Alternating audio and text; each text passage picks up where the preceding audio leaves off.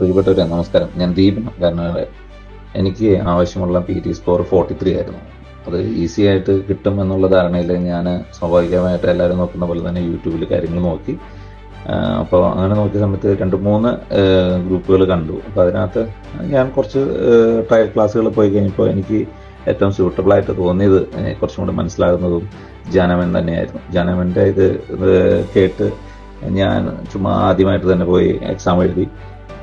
അതിന് എനിക്ക് ഈ പറഞ്ഞ പോലെ നമ്മൾക്ക് ടാർഗറ്റിൻ്റെ സ്കോറിൻ്റെ 43യുടെ 3-4 പോയിന്റുകളൊക്കെ കുറവായിട്ട് തന്നെ തോന്നി.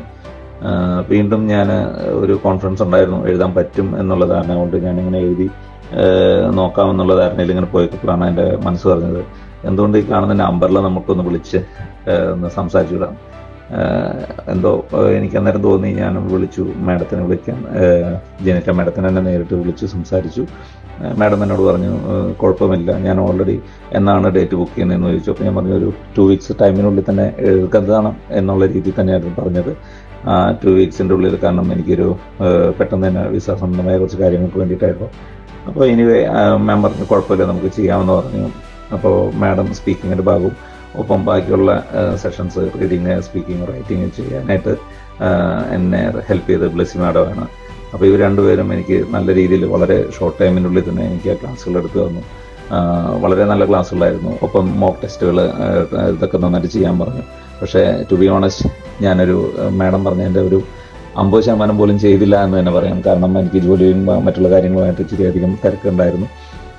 അത് ഞാൻ മാഡത്തിൻ്റെ അടുത്ത് പറഞ്ഞു. എങ്കിലും ആ ഒരു ഇതിനകത്ത് മാഡം ആ സമയത്ത് എടുക്കുന്ന ക്ലാസ്സുകളും ഒപ്പം ഞാൻ കുറച്ച് നേരത്തെ പ്രീവിയസ് ക്ലാസ്സുകൾ കേട്ടതും വെച്ചിട്ട് തന്നെയാണ് ഞാൻ കഴിഞ്ഞതിനകത്ത് പോയി എക്സാം എഴുതിയത്.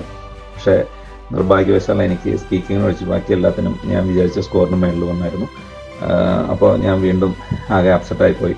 കാരണം എനിക്കിപ്പോൾ നെക്സ്റ്റ് വീക്കിൽ എൻ്റെ ഫയലിങ്ങിൻ്റെ കാര്യങ്ങൾ ഡേറ്റായിട്ട് നിൽക്കുകയാണ്.